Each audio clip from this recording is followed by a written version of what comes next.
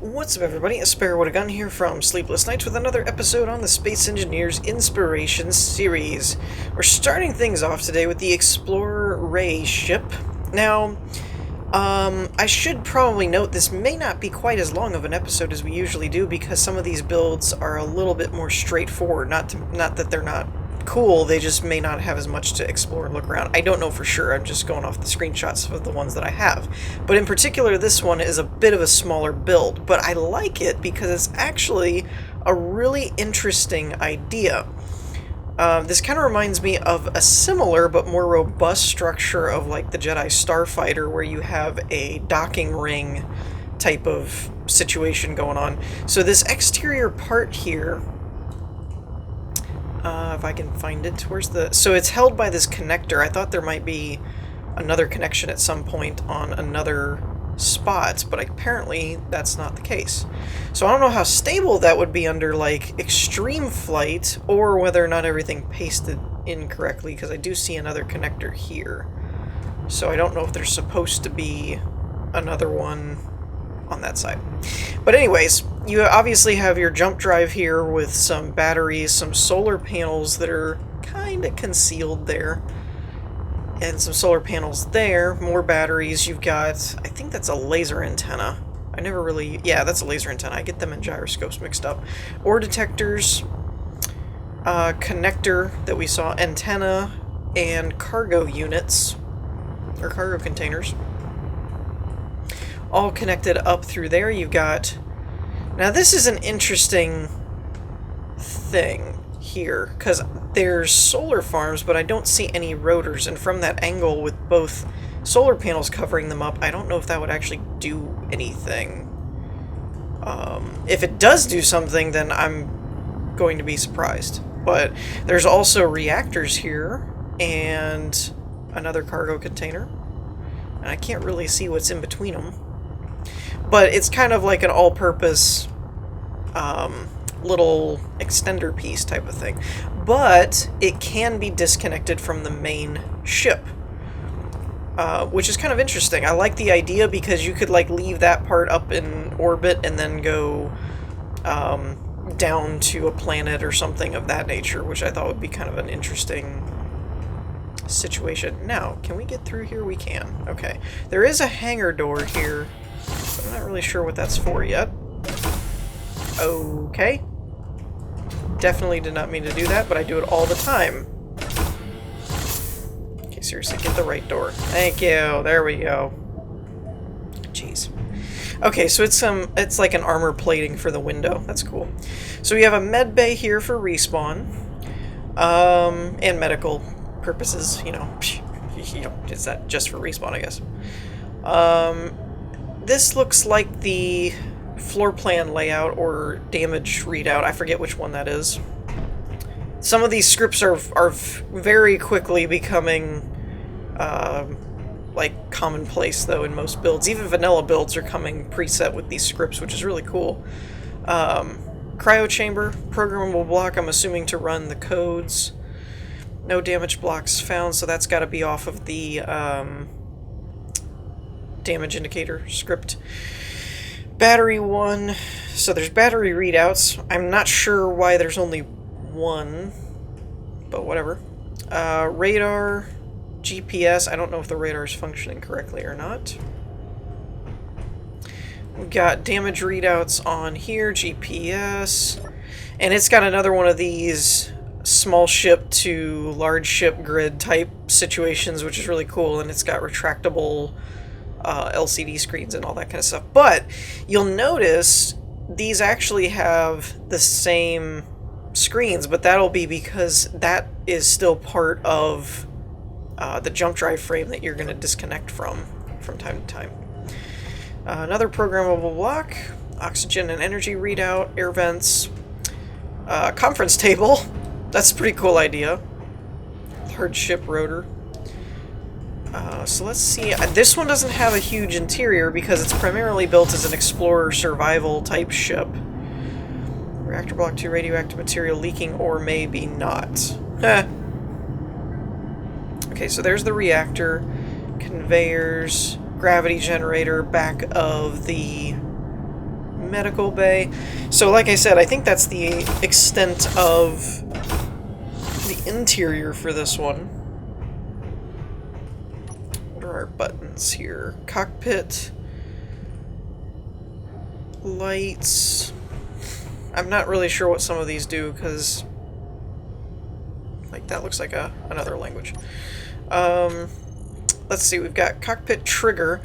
I'm assuming that's might be no, because disconnecting would just be, you would basically just have to unlock the thing, so I don't know what that's for. Oh, it's probably for these guys. Yep, there it is. Okay, so those get out of your way. So probably when you're primarily using the, yeah, that thing. The frame.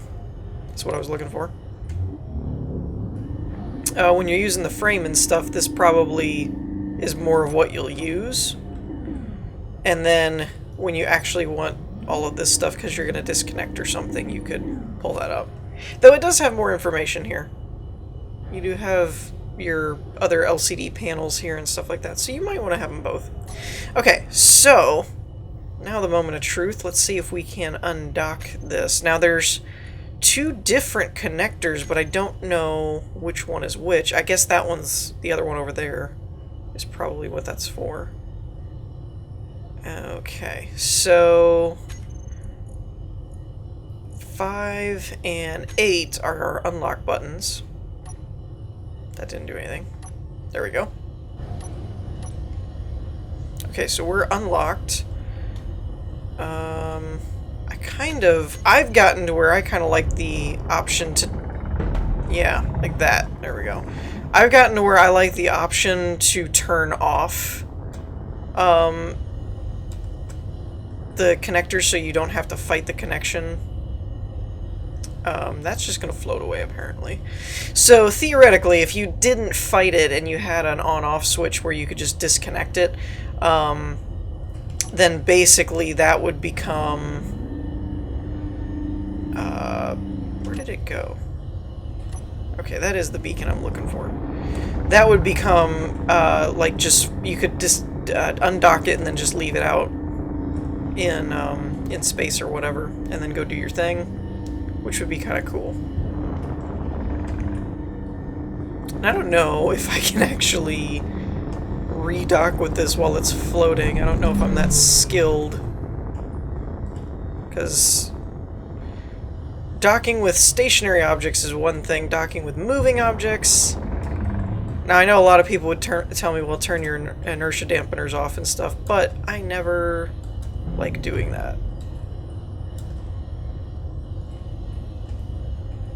If I can just get it close enough to trigger... Well, technically, me hitting it actually stopped the thing, so that's kind of cool. Alright, there we go. Let's let it kind of align itself again. And then you could lock. So that's pretty cool. I like that you can engage and disengage. Now from here, we're going to unlock it, and let me see if I can find... Alright, let me hold that for a second. There's got to be connector... Oh, it'll be that connector, I think. So let's try turning that off. Oops. Nope, that's not the right one. Okay, that's weird. Oh, is it the naming thing? Is that what's going on? Let me try that.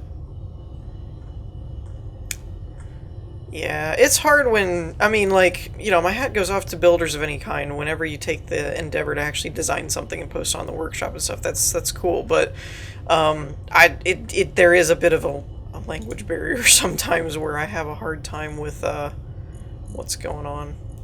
Okay, so unlock. Okay, and then it turned off. So now it should actually stay where we left it. There we go. That's better. So yeah, that's how you could do it. Now you wouldn't want to turn the one on that off because you'd never get it back on again, or it'd be difficult. So yeah, that's pretty cool. I like it. And then it does have missiles under the bottom for defensive purposes. So this would actually be a pretty cool ship for like a survival, a realistic play kind of thing. And there are assemblers and refineries in here, I guess. I didn't see them, but there's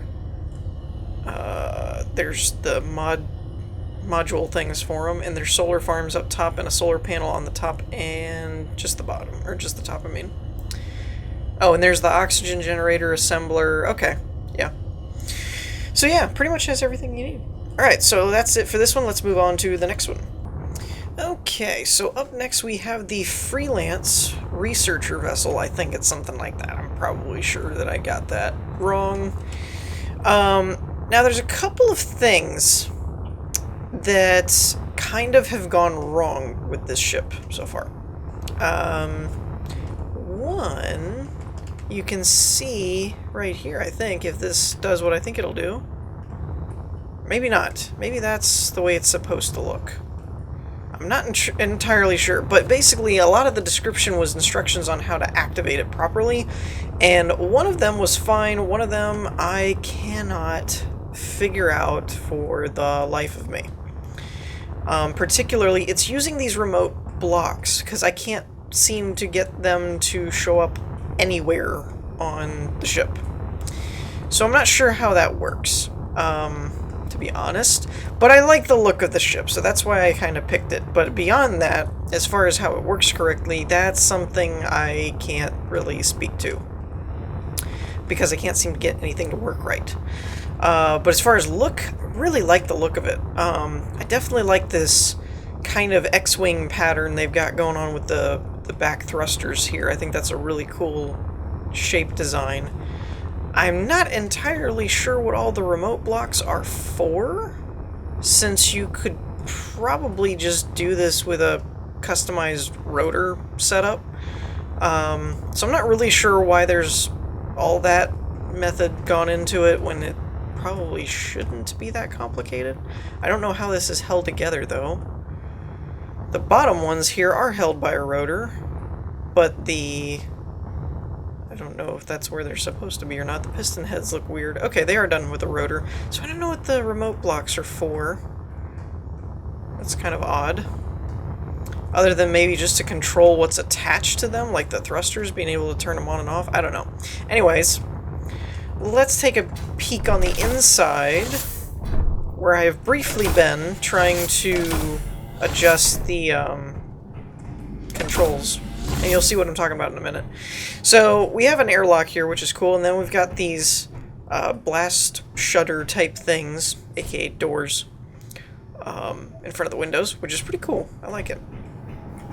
And I really like this. The overlooking type setup is pretty cool. You've got bathroom over here. Always necessary. Always need to know where that is. Crew quarters. So we got bunks here, overlooking the bridge. So, you know, the captain can turn around and get out of bed. Okay, sir. You know, and everybody comes running. That'd be kind of funny, actually. And it actually has a bit of an asymmetrical interior, which is kind of interesting for something that actually has a relatively symmetrical exterior. It's kind of funny how that works. Medical room. So this is the med bay, I guess. View of space.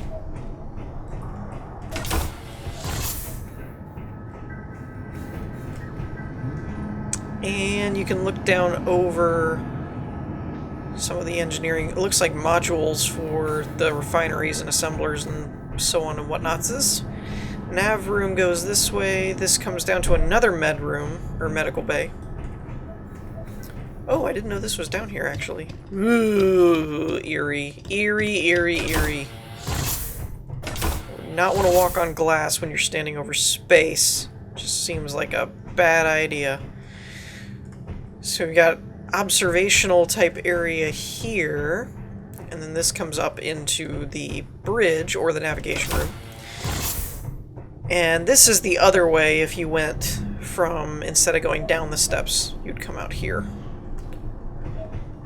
Now, this is the part where I either messed something up or this has still not been completely ironed out. So you can see the instructions here. Welcome aboard. Please follow the steps. So step 1 is to press 1 in the cockpit to turn on the safety lock overrides of the rotors, because apparently one of the big bugs was you'd load in this ship and then if you tried to fly, the rotors would just fly apart, like the rotor heads were automatically detached. Second was pressing K and finding the remote control 1 and remote control 2 and control them once to activate them and then go back to the cockpit. And then press 3 to activate Whip's program for something, I forget what that does. So I was in here, so I pressed the 1 button, and I don't think the rotors have come apart, but I haven't moved the ship, so I don't really know that that actually worked to begin with. But the real problem here is I cannot find anything that is the remote control block. I've looked through all this. I disabled the the hide hidden blocks. And if you type in RC, nothing happens. If you type in remote, nothing happens. Control, you know, like I can't find a remote control block anywhere. So I don't know kind of what the problem is. I don't know if the rotor heads have already disconnected, and so then they're floating out there detached, and I can't get them to see it because they're no longer part of the ship grid. I don't really know. So I haven't messed with any of that stuff. I'm not sure. We'll probably try and fly it at the end and just see if it actually works or not. But mainly, like I said, the majority, like 95%, maybe even 90, maybe we'll be a little more generous and say 90% of the reasons I pick ships are looks, whether that be exterior, interior, or all of the above. And this one I like the look of, but I don't really care about functionality for Inspiration series. It's really just to inspire people with some of the things the community has built and them go, oh, that's pretty cool, I'll add that to my ship. You know, things like that. So I don't really care if they all work or not, or if they show off all the functionality. Now, it's a little different when you have a ship you're showing it off because of its functionality. That's a little bit of a different story, because then you want to showcase the actual function. Oh, that's sound! What is that? Besides, really annoying. So this is kind of cool if you actually wanted to, like, have a maintenance area type of thing for your engineering. I guess because the back half of the ship is, I'm guessing because the back half of the ship is just the thrusters, that's probably all there is. I don't see any other doors or anything that I'm missing, or any areas of the ship that I can see and can't get to. So I think we've seen everything interior-wise that we're going to see. So the last step to this one is going to be trying to fly it and see if this thing comes apart or not. Let's find out. But you can see the hydrogen thrusters are not on, and that's because of the remote block situation. You're supposed to go in to the remote block so that it activates each thruster section. And I am flying away from them. So, yeah. Aha! So, you know. Yeah. Are my... Oh, my dampeners are off. I was like... So, yeah, that's actually kind of interesting that you have a setup to where you could jettison the thrusters if you needed, you know, to cut down on weight, or if the tanks were empty or whatever. But yeah, that's not how it's supposed to work. But anyways, like I said, it's more about form over function on this series, so we're going to move on to the next one. Okay, and last but not least, we have the Star Destroyer Survival class. Now, a lot of you are probably familiar with my current Let's Build type project going on, where I'm also making a Star Destroyer, but mine is heavily modded. This one piqued my interest a little bit because it had a little bit of a different look, but it was also vanilla based. So I kind of wanted to see someone else's take on the Star Destroyer, but not a 1-to-1 ratio, but an actual, like, usable Star Destroyer type of thing. And it being vanilla, I was curious how some of the things were resolved. Now, clearly, firepower was a thing. Because, yeah, there's a lot of turrets on this thing. I would actually not want to go up against that. But yeah, so it had a little bit more of a gradual type of shape to it, as far as for those of you that keep up with my Let's Play series. Mine is a lot more flat on the top and the bottom. So this one has a bit more of a gradual, textured look kind of thing. So that's one difference. But like I said, it really wasn't for differences. It was just to see a different perspective on it and different attempts and things like that. There's the main hangar type area. Everything is supposedly set up on sensors. Because apparently opening doors is just too much work. Which is... Ooh, that was loud. Okay, so I don't know if this is the main entrance or not. Probably not. We'll find that probably retroactively on our way out. There's another sensor up in the front to open the front hangar, which is kind of cool. I like how this doesn't stick exactly to the original design. Like, there's a front hanger in it and stuff like that. I think that's really neat. That's kind of what I was going for with mine, was take the idea, but make it your own. So front hangar door, light, launch light. Okay. Cargo container, there's doors on the side. Let's check those out. Let's see where you go. This looks more like a maintenance area, probably, with the gyroscopes and thrusters and stuff, which is probably why the sensors did not trigger to open the door, I'm guessing. Yeah, we're gonna go with that. Maintenance hatch.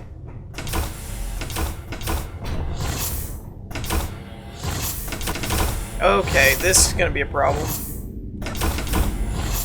Stop it! Okay, note to self. Sensors do not belong on airlocks. That can be a problem. Okay, so we have an upper and a lower section. There's 2 cryo chambers there. This is a view of the large reactor and some of the internal mechanisms, I guess. It does have atmospheric thrusters, apparently, and I believe if I read the description correctly, it has a relatively easy time going to and fro through atmospheres, because it did walk through kind of the how-tos of doing that. Okay, so this looks like yet another maintenance-y type area where it kind of goes off into just all the exposed stuff in case you needed to repair anything, I guess. Though, the part that's confusing me right now, there's the antennas, is I did not see really anywhere else to go. So I'm missing something somewhere. Oh, there it is. Okay. I honestly thought I looked up in this direction and these didn't go anywhere. So that's my bad. Med room, looks like. Probably the same on this side. Yes. Okay. Be working our way up. I'm guessing some kind of weapons control.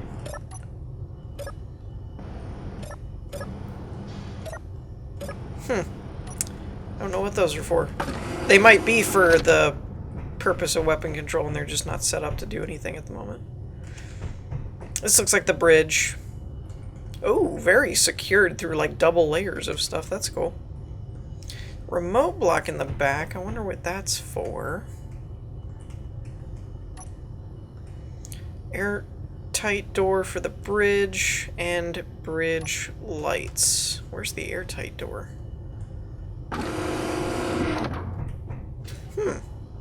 curious. Okay, and this is like an observation type area. This is probably the actual entrance. Okay, so the entrance is in the side of the hammerhead, basically. Okay. Well, that's cool. Oi! Stop it. Though I don't know... I want to click this button, because what is the airtight door on the bridge? I don't see that anywhere. Oh, okay, it's for the windows. I see. Okay, that's cool. So there's atmo thrusters, there's hydrogen thrusters, and ions, but then there's... these look like big hydrogen ones down on the bottom, I'm guessing? So yeah, overall, I kind of like it. It's another one of those, whenever you have two different builders, you rarely get the same thing, so it definitely looks different than my own interpretation, which is cool. I like it. But I like that this one's vanilla, and it has kind of all the different things that you would kind of need. So this would probably be closer to like something you could use starting out, almost, than anywhere close to mine, because mine has way too many mods that require a lot of high-end materials. So this would probably be a good medium go-between type of thing if you were looking for a Star Destroyer type of look, but we're still kind of building up your resources. I'm assuming that. But yeah, I kind of like it. It's kind of cool. Alright, so I think that's going to wrap things up here for this episode. In the meantime, I hope y'all enjoyed. If you did, leave a like, and I'll see you all next time. Peace.